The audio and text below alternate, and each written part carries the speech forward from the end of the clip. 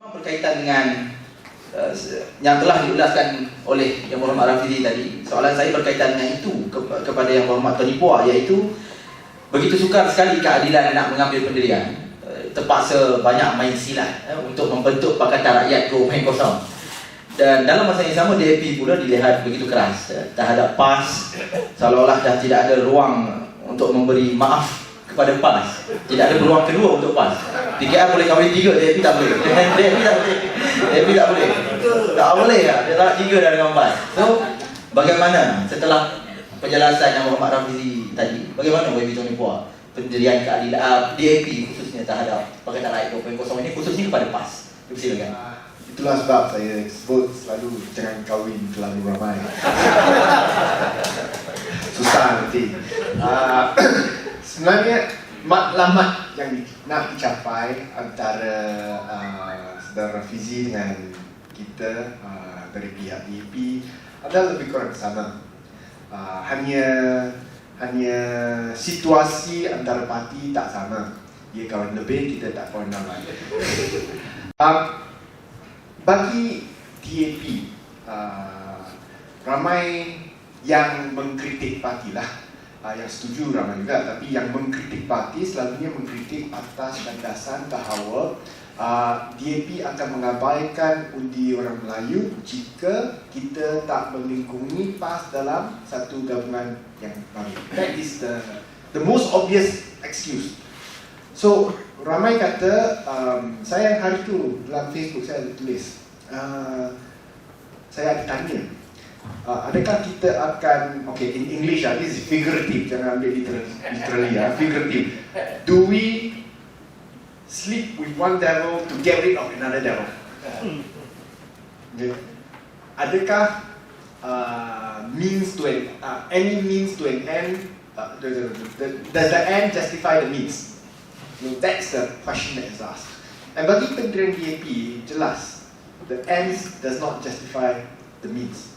The means have to lead, or the ends will not be an end that you want. Dan bagi kita, kalau kita teruskan perhubungan dengan PAS atas perhubungan yang surface level saja, dari segi permukaan saja, ia tidak akan mencapai satu maklumat yang it won't be a happy ending, yang akan membawa satu perkara yang tamat. Mungkin satu hari nanti, mungkin kita memang berjaya menumbangkan Barisan Nasional, tapi kita akan menimbulkan masalah-masalah yang baru pada suatu hari yang mungkin bagi DAP kita akan sesat. Okay, because we work with them to bring down BN, we created a bigger monster for the country. Ada kemungkinan, bukan tak ada.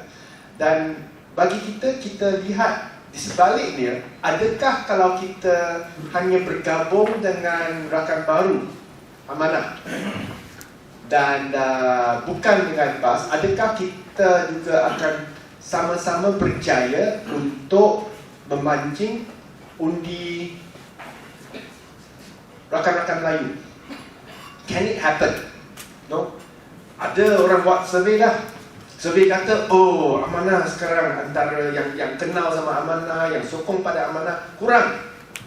Jauh kurang berbanding dengan PAS. Tentulah kurang. Mereka tubuh belum tubuh lagi. We didn't even give them a chance to start. Dan saya rasa Najib kekal jadi Perdana Menteri, what do you call it, the blessing in disguise, is kita berikan masa bagi rakan kita, Amanah, untuk mengukuhkan parti mereka dan menunjukkan bahawa mereka merupakan parti yang lebih patut disokong dan dihayati oleh rakyat berbanding dengan PAS ataupun UMNO. Dan can this happen? Dan saya nak buat satu analisa.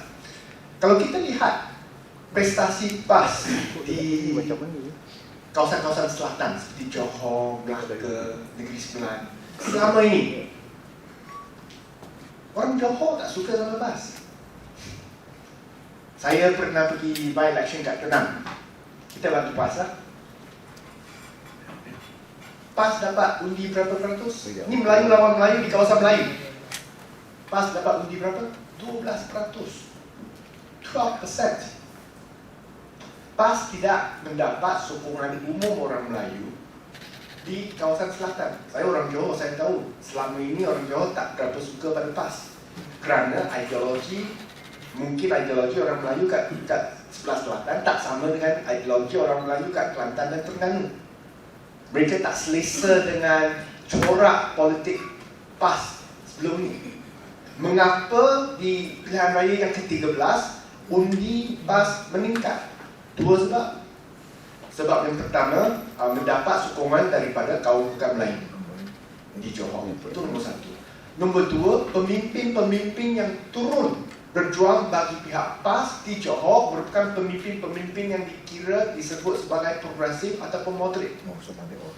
Dia dipimpin oleh Salahuddin Ayub. Salahuddin Ayub dapat diterima oleh lebih ramai berbanding dengan katakan Hadi turun Johor. So, saya berikan contoh lah. Saya berikan contoh.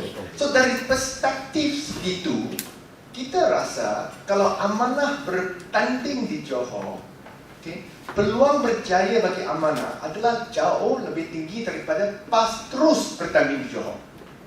Sebab yang tak suka sama UMNO ramai.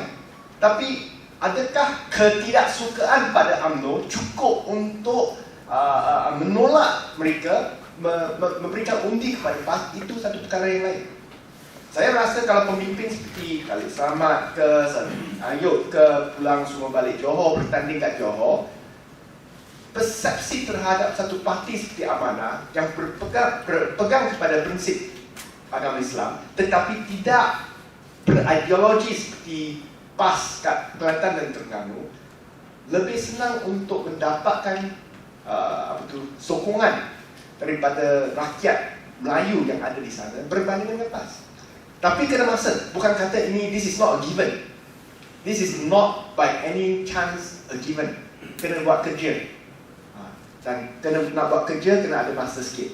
So it is these 2 years that our friends in Amanah with the support of PKR dan juga DAP, kalau kita boleh bersama dan menunjukkan satu perpaduan yang cukup padat dan kuat, tidak ada perselisihan, tidak selalu ada agree to disagree, lawan sini lawan sana, saya rasa rakyat Johor boleh berikan sokongan yang cukup kepada gabungan autentik yang kita nak tubuhkan kali ini. Sama dengan Melaka, sama dengan Negeri Sembilan. Negeri Sembilan kita bertungkus lumus dalam pilihan raya yang lalu, satu kerusi tambahan, kerusi Melayu pun tak dapat. Itu bersama dengan PAS. Saya rasa ini formula yang baru. Dan kalau kita ikut sejarah gabungan, setiap kali kita ada gabungan yang baru, kita mendapat sokongan yang meningkat. Bila kita sebelum tu ada semangat 46, kita dapat 30 lebih peratus, lebih kurang. Lepas tu kita berjaya, ada Pakatan Rakyat, Barisan Alternatif, naik lagi 40%. Dan lepas tu 2013 kita ada Pakatan Rakyat, naik sampai 52%. Setiap kali ada gabungan yang baru, kita ada landscape yang baru, kita menarik sokongan yang tidak sama daripada rakyat. Selagi ahli-ahli UMNO mereka sendiri tak sokong pada UMNO, mereka merupakan potensi bagi gabungan yang baru untuk menarik undi mereka. Apakah cara kita untuk menarik undi mereka? Itu yang perlu kita fikirkan. Dan adakah ini akan, akhir sekali adakah ini akan menjejas prestasi pembangkang, sebut pembangkang di kawasan utara? Saya rasa sama ada PAS menang, tak menang di Kelantan ataupun Terengganu, langsung tidak berkaitan dengan sama ada gabungan baru ini terjadi ataupun tidak. PAS, the destiny of Kelantan and Terengganu is in PAS own hands. Kita ada gabungan dengan PAS, tak ada gabungan dengan PAS, situasi di Kelantan dan Terengganu adalah dalam tangan PAS sendiri. Kalau kita ada gabungan, PAS mungkin akan tewas juga di Kelantan. Kalau minta saya sendiri yang buat spekulasi, PAS akan tewas di Kelantan dalam pilihan yang akan datang. Sama ada mereka sendiri ataupun bersama dengan Pakatan. okay, yang baru. Mereka akan tewas juga. So the question of whether they can win or not in Kelantan and Terengganu is not relevant. The battlefield is actually in the south, Selangor, Perak, di Negeri Sembilan, and Johor. Now, without considering East Malaysia lah, sebab East Malaysia is a different dynamic altogether. So, saya memang optimistic dengan gabungan yang baru. Memang baru, ramai orang bimbang, we prefer to stick with the old formula, at least we know we've got 52% before, but if we know the old formula got some missing ingredient, if we continue and persist dengan old formula pun, kita tak akan percaya. There's going to be a problem lah, DAP dan PAS tak boleh terus gaduh. Kalau kita terus gaduh, kita tak akan dapat menumbangkan UMNO. It's as simple as that. And we can see that we will continue to argue because Hardy is still there. We will continue to argue. Kita boleh lihat hari ini, bersih satu hari PAS kata, Jawatan Kuasa Pusat kata kita sokong pada Bersih, tapi kita tak campur secara besar-besaran, kita akan hantar wakil. Satu hari kemudian, 2 hari kemudian, Hadi kata tak sokong Bersih, tak boleh datang. Dan lepas tu, what was the recent one? Undi the no confidence vote, and then there's one more recent one where the committee say one thing, the next day Hadi says another. How do you work with a party like that? We will be fighting all the time. So kita rasa biar kita open up a new path. We are going to the unknown, and the unknown is often very scary. Okay, when we break new ground, uncharted ground, it's always very scary. But I think the fortunes favor the brave, and I think if we can successfully and quickly form the new coalition within the next 4 weeks, then in the next 2 years, we don't have to fight each other. We work together throughout the country to bring down Barisan Nasional. And I'm very, very confident, okay, the sentiment is with us. Thank you very much.